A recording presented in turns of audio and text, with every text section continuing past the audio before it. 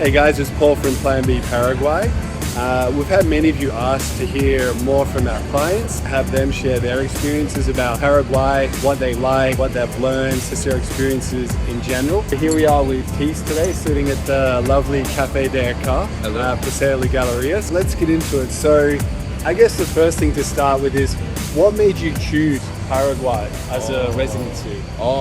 Yeah, I can go very big on that question. Number one reason is I needed different residency outside of my home country. I'm a Dutch citizen. I cannot get a second citizenship without losing my Dutch one. So my only option is to get different residencies. I wanted to get outside of the European Union because of annoying tax laws, exit taxes, crypto laws, new MiCA regulations, etc. I don't want all of that. I like my freedom, and there's a few residencies that you can get that are talked about on the expat community or digital nomad community, and they're usually like Dubai, UAE, Southeast Asian country like investor visa or like a different European country. But for me, they're all not interesting because of more regulations coming from the West, and I believe there's a conspiracy behind all of this.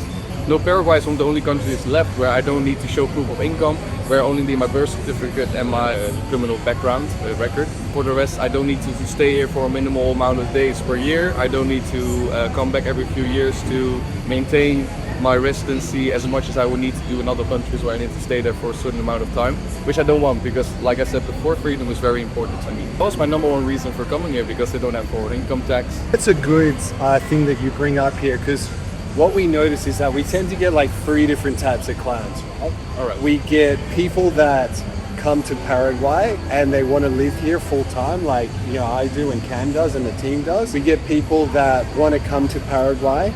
They want to take advantage of the tax residency. They can travel while maintaining a very favorable tax residency. And then there's people who want to continue living in their home country, but they keep the Paraguayan tax residency as a backup, just in case war or who knows what breaks out in their country. So my question to you would be, out of probably those 3 categories, which one would you say that you feel into? When you were start mentioning them, I was thinking, I could fit in each one of those, because my plan from the next 5 to 10 years is to travel a lot, so not to stay at a certain place for longer than half a year or 4 or 5 months at a time. But at the same time, because the world is going to shit, according to my opinion, I need to find a place in the world where I could set up some land to buy and build my own house that's very natural and nice for me to live. And that's Paraguay for me also. Apart from the residency stuff, it's one of the only countries in the world where they run on renewable energy that's going to last for the next 10 to 20 years. Our land is available to buy for a relatively cheap price compared to any other country in the world, where your property rights are really there. It's a country that's very nice to immigrants, has a history of immigrants coming here, all the way from the wife of Nietzsche to Nazis to the Mennonites, even to the Mennonites, and nowadays all the expats coming from all the Western countries. I have plans to stay here for 4 to 6 months every year for the next few years. A little bit depends on how much I travel to other places. To build my house, to set up a community here, to live together with all my friends, family and people that I care about, because we need to escape, unfortunately, not only because of taxes and too many rules, but because of the whole agenda flowing over these countries. And it will last the next 20 to 30 years. Paraguay will catch up with the rest of the world. But it feels like the time before I was born here. I would fit in every single one of these categories, I would say. Just depending on where you currently are in your last stage. Yes, it's a residency. I'm already looking for land. I want to stay here, but I have too many travel plans. I need to go across the world, too many places, but I need a base. This will be my base. Yeah. Funny what you said about having a backup in case the world falls apart, or however you want to say it. And it just seems, ever since I've gotten here, I've been here 3 years, it just seems to be getting crazier and crazier. If you take 2024, there was more wars, a lot of political instability, craziness all over the world. And I know you've just gotten here, so you're starting to experience this, but maybe not just yet. But it's so nice just to sit here. We are in this lovely cafe, feels like we're in the jungle right now. Yeah, I love that also. I like the heat, I like the green. But we're so far away from all of that. Yes, that's what I noticed here already. I travel a lot across the world and I see every single country. I know what's going on, why it's going to shit. And in Paraguay, the people here, because it's so far away, because it's a landlocked country in the middle of nowhere, people don't care about it, know about it. It doesn't affect them so much. Yeah, if you are in the West, in any country in the West, you feel this tension. You were on a decline and whatever, and all these wars that are close by and all this fear mongering. Yeah, it's not here. They don't have it here. But I already decided that Paraguay was going to be the place for my residency, for my land acquirements, etc. before I was coming here, because I already did my research. I'm 24, and no, it's getting really worse, really worse. Absolutely. The thing I wanted to ask you that I find interesting is, what did you think Paraguay was going to be like before you got here, based on stuff like, sure, there's YouTube videos like ours and you can read people's accounts. It never really gives you it's never really quite how you expected. And what was that versus what you experienced when you actually got here? I always call this internet knowledge, where you think you know something about a country or a place, but it's just internet knowledge, things you heard, etc. And it usually, like you said, doesn't add perfectly together what the actual experience is. But for me, I thought it was going to be a very free country where I could do whatever that I want. I could eat for very cheap, and people were very nice. And this turned out to be true. So I'm very happy about that. Like, being able to do whatever I want. I mean, like, I can order Uber in a few minutes and it's there. I can go to a restaurant that's open until 2 or 1 o'clock. I can go to a spa and get a massage. I can go rent a boat with you guys and go out. Everything is possible here. The nice thing is, it doesn't cost a lot of money to do so, which is a breath of fresh air for me. It adds up with what I was thinking. And the only thing that I was worrying about is like, oh, I'm gonna go here in the middle of summer, January here. It's summer in the southern hemisphere, and it's going to be very hot.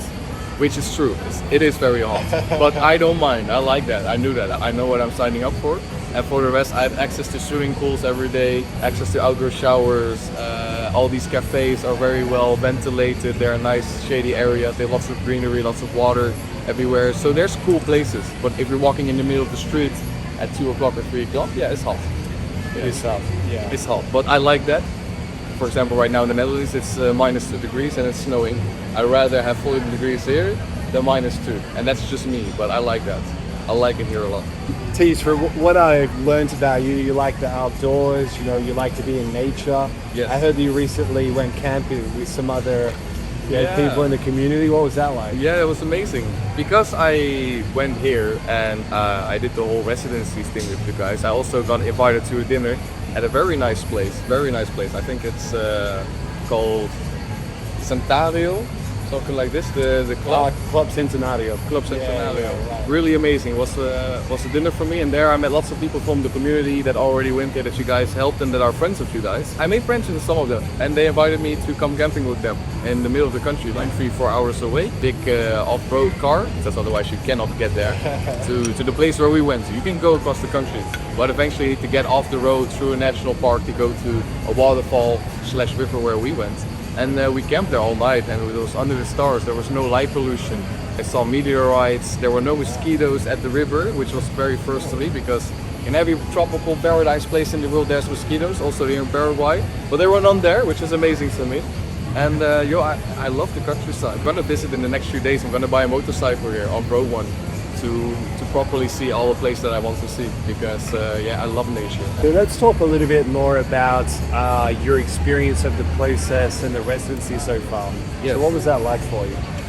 Well, it's my first time ever getting that. I've only gotten a residence by myself in Portugal, and I stayed there for a few months. But here was the first time where I got taken by the hand and everything was so smooth. Really, it was incredibly smooth. Like, of course, the first time that I landed at the airport, I got picked up by you guys. I went to a mall. They wanted a conversation with the guy, and I got my SIM card and everything fixed. That was perfect. That was nice. I usually do that by myself, but it was nice. But the actual day of the visit, where I needed to hand over my papers, needed to go to the municipality and get my fingerprints done, etc. This was all done in 2 to 3 hours. And I felt a little bit bad for all the people that are waiting in line for a long time, because I just like beep, beep, beep, all right, and done.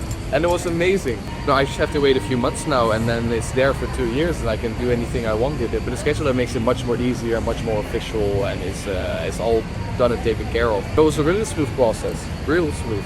Never experienced something like it before. So you mentioned the importance of the tax residency for your business and what you're doing. Can you tell us a little bit more about what you're working on and how that would help? Yes, sure, yes. My business operates in the Netherlands. I'm a mentor slash coach. I don't like to use the word coach, but it's something that people More of a know. guru, or Nah, yeah, the guru is what I get told. That's what people think I am always. I sell online services, and the taxes on that are quite simple. They're not that high, 20%. It's fine. But the thing that I do also is I'm invested into crypto, and I love crypto miners. And I don't buy them myself. They're hosted at different companies. I buy them, they're in my name, and they're hosted for me. But you get a Bitcoin income stream out of this. And the regulations in Europe are changing now in 2025 with the new MiCA rules, where some stable coins are not allowed anymore, where you need to send information about the wallet where you're sending it to. It needs to be yours over $1,000, and it's just getting too much regulation for what I do. 1,000 is like a lot of money, yeah, sure, but you transfer that a lot sometimes for crypto reasons or purposes. It's gonna get really annoying, and part of that I see where they're going with exit taxes, capital gains taxes being way too high. There's plans for the Netherlands to try to make capital gains taxes on realized income, so they want to know and track everything. I just want to get out of that system. I don't mind paying taxes at all. I will pay taxes here for everything that I buy, my VAT and whatever. That's the main reason why I got the residence permit, is because the regulations for crypto are changing so fast, so quickly, and it's very nice for the crypto network. Makes it more regulated, makes it more safe for people to invest in, etc. But at the same time, the whole idea of Bitcoin, not knowing which wallet is what, the whole anonymity, peer-to-peer stuff, that's going away. And I'm a Bitcoin maximalist slash somebody that lives on the Bitcoin standard slash somebody that appreciates the original thought of Bitcoin, even though I think it was a NSA inspired project. I don't care about that so much because it will go somewhere. That's the main reason. And I think you bring up a good point where in the past I used to be a US citizen, since renounced, but as a US citizen, the access I had to different crypto services was so much reduced. And I find many countries in the West, they're starting to tighten down on their crypto rules because they see here's some people that have made a bit of money, let's squeeze some money Yes, out, you know? that's the thing in Western democracies that I can observe, is that because they're losing their control over the world, the global south is rising, etc. They wanting to hold on to the wealth that they have, so they'll try to make more taxes to keep everyone's wealth. But this will eventually make it not a favorable climate to invest in, to be entrepreneur in. So it will go to shit. That's the reason why US is not a nice place to have citizenship at all, because of all the crypto regulation. Even the Trump is now coming, all the crypto regulations. And it's the same thing in Netherlands. Binance, one of the biggest exchanges, has been banned in the Netherlands for the last few years. That's why I got my Portuguese residency, because I could still make an account on Binance, because they were not cooperating with the rules and regulations of the Dutch National Bank. Paraguay, you don't have access to lots of different accounts also, but it will give you access to maybe different types of businesses or other residencies, etc., to eventually keep your freedom and be diversified with multiple accounts on exchanges without KYC. So your documents are already in the process. It's taken about 2 to 3 months these days to get your scheduler, so you're ready to go to the next step in your plans. What did you actually plan to do as your next thing once you get your scheduler from us? I will travel a little bit outside of Paraguay in a few weeks to come back to receive it again. It's already nice that it's so short, because it feels very short, and I don't need to come back or stay here to fix anything, which is very nice. When I have it, I want to open up bank accounts here personally, so I have a diversified fiat-based system to cash out my crypto, for example, or to stash a little bit in to buy back Bitcoin at a lower price, for example. But the problem is that most banks here are in warranty, and I don't think it's the most nice currency to keep my money in. I'd rather keep it in US dollars, in Swiss francs or Singaporean dollars, maybe even euros. But it's good to be diversified with multiple bank accounts, and it doesn't cost me a lot of money to open up and to keep them every year, so I will do that regardless. My main plan with the residency is open up a LLC, a limited liability company in Wyoming. It's one of the only states in America where you have services that can provide this to you, just like here at Paraguay, services that can provide you with a residence permit. And they will help you set up an LLC, where eventually I can set up businesses anywhere in the world, set up a Wise account, set up crypto exchanges, set up different bank accounts with US dollars. Right. So I have something outside of Europe, in case Europe goes to war, in case regulations go even more bad. And I still have access to a Western system because Wyoming has no foreign income tax on businesses and Paraguay has no foreign income tax on residents. I can pay almost zero to no tax legally, which is my plan. I've talked to friends and people from the community here already, and they have been doing this for half a years now with their e-commerce businesses, their sales businesses, whatever. So it should all be working fine for me. So that's my plan with that. And after 2 years, I can renew the residency for 10 years, and then I'm good until 2037 or something like this. I see it as a plan B, plan A, plan C, D, all in one, you know. What you said is right about the US LLC, and we find at least, you know, with our Plan B clients, it's one of the most effective tax vehicles you can use. If you have any questions, you know, we're happy to help you. Oh yes, of course. Because we've helped people set it up from Paraguay using your Paraguayan details to obtain a US LLC. The other thing you said that was interesting is in regards to the 10-year residency. When you get permanent residency is permanent. It's more like getting your driver's license renewed, Exactly. like the card expires. It's about the card and not Yeah. the residency after 2 years gets permanent, it's permanent for life. Exactly, But the schedule, the actual ID, let's say, you need to renew every 10 years. Just like my passport in the Netherlands, if I want to retain my citizenship. That's right, yeah. So I know some people are like, oh, it's 10 years. Does that mean they could kick me out after 10 years? Oh, no, it's nothing like that. So occasionally we get accused that we only talk about the good things about Paraguay, which is true because we like Paraguay a lot. But, you know, people want to hear the other side of the story. Is there things about Paraguay or Asunción that you think could be improved? Interesting. I've traveled to lots of places and I see this everywhere in the world. Things are not the way that it should be and could be. Even in the West I see this, buildings can be more nice, streets can be more clean, people can be dressing better, can be more healthy. And it's the same thing here in Paraguay. There are a few beggars on the streets. There are people that are trying to get money for small things here by helping you out, point out things. Oh, can you give me a bit of money? Like this. And some streets are like, not trash, the trash gets picked up everywhere. It's really nice. They have these cages to pick up the trash in Asunción. It's also really nice. The rocks on the street, the asphalt, etc. Some things deteriorate. But this because of the hot weather.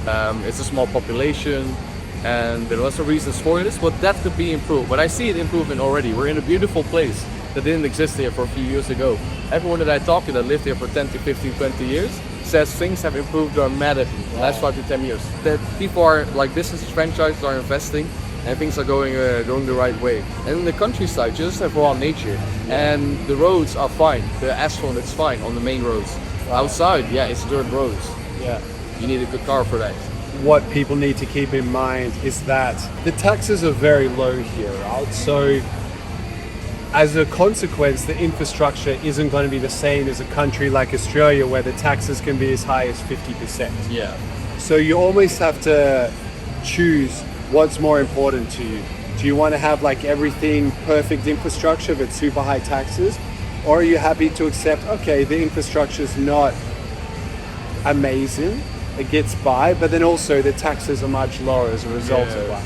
Yes. Don't mind living in the country or staying in the country longer term where the infrastructure supposedly is less good. The buses run, you can drive cars anywhere. So for me the infrastructure is there, but yes, it's not like in the Netherlands where the roads are perfectly squeaky clean and the traffic lights work all the time. I hate it, the traffic lights work all the time because it means I have to wait for 5 minutes for no reason. Because if I drive Well, hold on, the traffic lights work here. yeah, yes, but people, if there's nobody coming, like in Asunción, it's quite like Barcelona made streets, like it's blocky. And if there's no one coming from the left or the right, they just drive. I agree. Why wait for nobody? Because the light says red or whatever. But in a more developed country where it's way more busy, way more cars driving, bicycles, etc., then a more system infrastructure makes sense. But the basics are here. The airport works. There's airports to cross inside the country. The highways go to each city. There's perfect tour buses that my friends have been on here that are air conditioning. They're like business class buses. Yeah, And you have the local regional buses that are like 30, 50-year-old Residencies Yeah. that like don't have air conditioning, but they work. They come maybe an hour too late or whatever, but they work. I haven't tried it yet, the bus, because they have Uber here. They have the moto. I go on the back of the moto for a few dollars in them anyway. It's dangerous a bit, but no bad experiences yet. So Tis, I remember when we had our call and you were mentioning that you were considering using another residency service as well, but you decided to go with us instead. Why was so? Interesting question. Yeah, I was debating a few other options here in Paraguay.